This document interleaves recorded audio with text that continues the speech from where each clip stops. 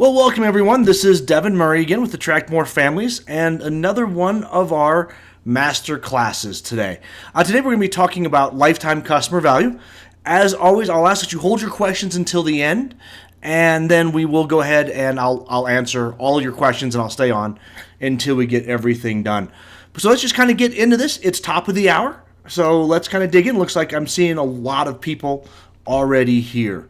So let's first, what is lifetime customer value? And if you look at the definition, the lifetime customer value is sometimes also called the customer lifetime value or lifetime value, is a prediction of the net profit attributed to the entire future relationship of a customer. So, but basically, what does that mean to you? It means what an enrollment is worth to you over the lifetime that that student is enrolled or that that family is enrolled with you. And because of fixed costs, the majority of this is of the tuition flows to the bottom line. You know, if you look at it, whether you have 10 or 12 students in a classroom, you still have to pay the teacher the same thing. You still have to keep the lights on. You still have to have the same maintenance done. There's very little variable in the cost per student. Now, yes, we do have ratios and some other issues that we do run into. But for simple math sakes, we can look at this and go, every dollar that we make, most of that goes to the bottom line. So that's what the lifetime customer value is to us, is it's what that enrollment is worth, but it's over the lifetime, not just for that 1 year's tuition. So real quick, let's just look at kind of the math. So the math of this is, lifetime customer value equals your average tuition times the length of enrollment. That's really it. Obviously, we got to look at a couple other things there. We're talking about what the average tuition rate is. What is, do you charge different tuitions per different grades? Does a first grader and a senior get charged different rates? That's one of the big numbers you have to look at is, do you charge different rates as people move up through the grade levels and through your school? Also, look at average extra fees. If you are a school that kind of piecemeals and puts different price tags on sports and activity fees and a la carte the process. That was the word I was looking for, was a la carte. If you're a school that does that, you probably have a good idea of what the average student pays in extra fees every year. So you can look at that and you can add that into the average tuition. These are background numbers. We're obviously not showing these to parents, so it's okay. And as an advanced kind of thought, you can also look at, do you plan to do tuition increases?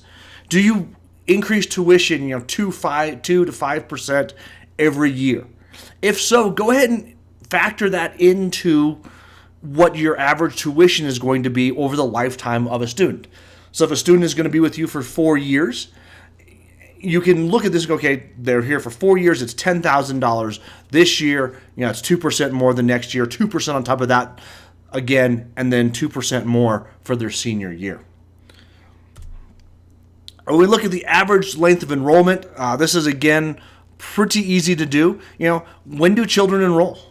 And for how many years is the average student with you? Are they with you for 4 years? Are they with you for 8 years, 12, 13? What is your average?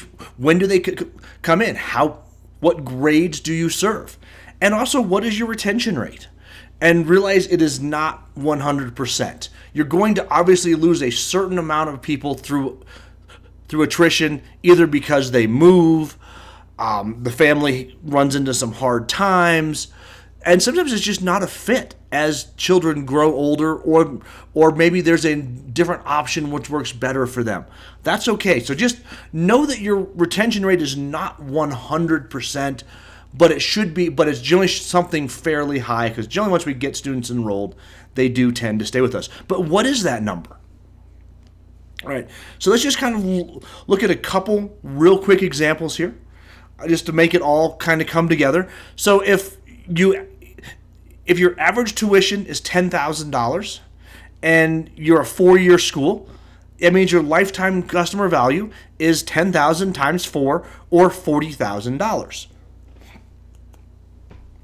That's pretty simple. Yes, this includes that we're not having any attrition, but that's a hard number for me to calculate for each individual school.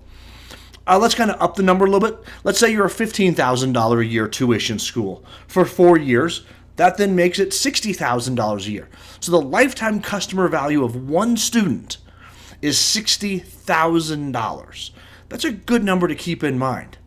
Let's go up to a $10,000 tuition. Well, let's go up through a kindergarten all the way up through 12. So actually 13 years of school with kindergarten, 1st, 2nd, 3rd, 4th, 5th, 6th, 7th, 8th, 9th, 10th, 11th, and 12th grades.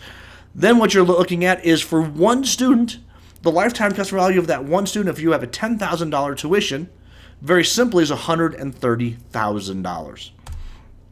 Let's say we jump up to that $15,000 student tuition rate. Then we're looking at $195,000. Just under $200,000 is what one student is worth. That is definitely a lot of money. So let me just take a break for a second, and I want you to figure out, what is your lifetime customer value? What is, which is your tuition times the number of years. I want you all to go ahead and pause for a second, and I actually want you to go ahead and calculate this number. Take out a paper, calculator, your smartphone, whatever, and go ahead and get that number going. So we're actually working with a hard number, not just theory anymore.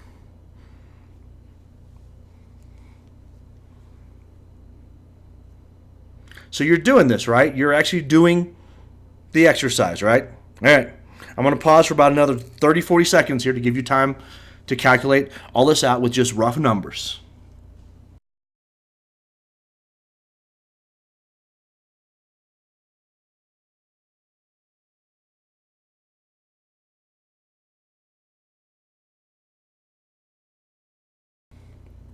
All right, so what are the numbers you got?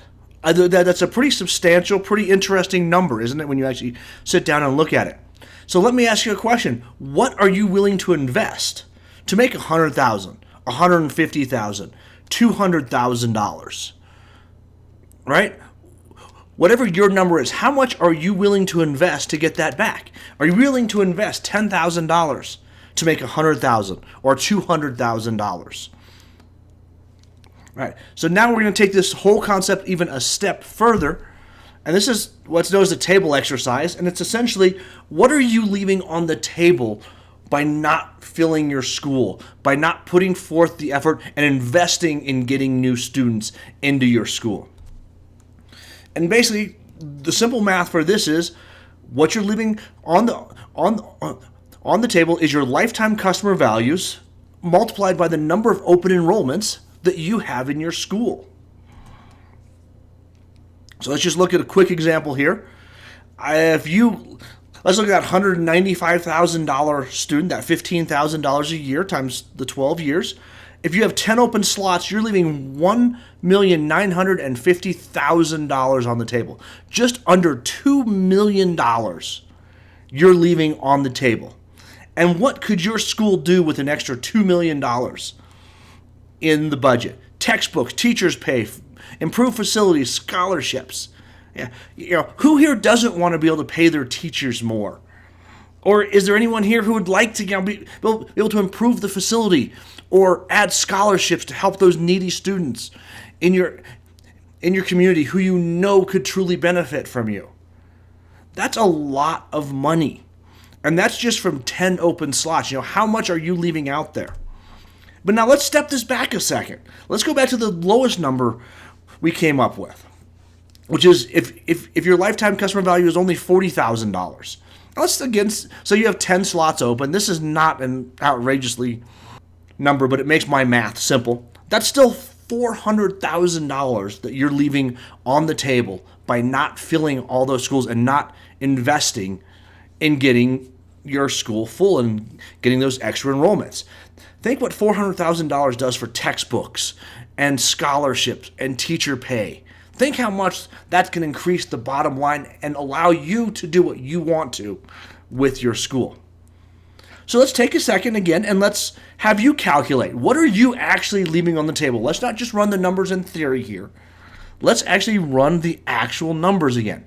So just roughly, you should have a sense for how many openings you have in your school or in your grade or in your entire program. So why don't you go ahead and just take your lifetime customer value and multiply it by what you believe to be the number of open slots that you have. I'll go ahead and pause for a second because, again, I want you to actually have an actual number written down in front of you.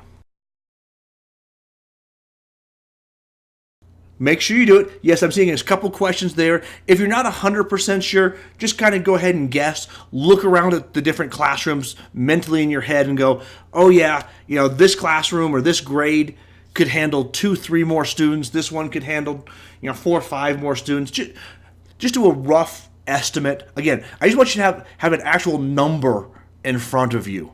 I don't want this to just be me teaching you theory. I actually want actual numbers so you can actually see what's in front of you.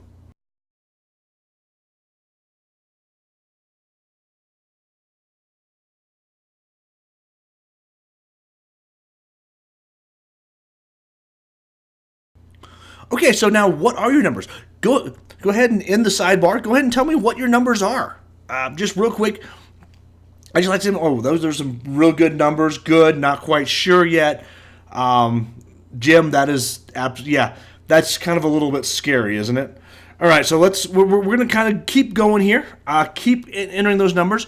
But let me just ask you a question. With all those numbers you just entered, or the number that you just got, what if we're off by 50%?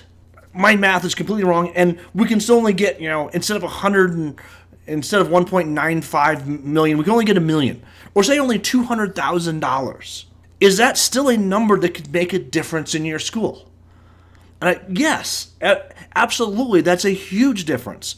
It is still a massive difference that can make a big change to you, your school, your community, even if I'm off by 50%. So let me ask you the question. Or let me tell you, these numbers add up fast. One student who's worth $10,000, 10 openings adds up very quickly. That's $400,000 of lost revenue that's not helping your school succeed in what it wants to do. So what are you willing to invest to get that $1 back? Let me ask that another way. If you gave me $1 and I gave you back $2, how many dollars would you be willing to give me? Yeah, I can imagine you'd be digging through the couch, you'd be raiding the change jar, you'd be finding a way to get into the vending machine to get as many dollars as you can, right? I mean, that makes sense. So what are you willing to invest to grow your applications and enrollments?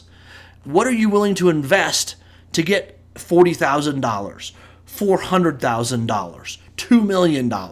What are you willing to invest? Is it worth it now to maybe put in some time and get a good website going, or to pay $4,000 or $5,000 over the course of a year to attract 4 or 5 different students from advertising and Facebook ads, or doing open houses and improving the facilities, all those little things, or even just going out? Is it worth it? Is $1 million worth it for you to go out and meet with parents as they come in and ask them for referrals? What are you willing to invest? Not just money, but also in time, in energy, in resources that you have to make that money back, to take that money off the table and put it into your school. All right, so now we're going to go ahead and drift into questions. If anyone has any questions at all about lifetime customer value, right side of the bar again is where you will find it, and I will go ahead and get digging into this. Jim, let me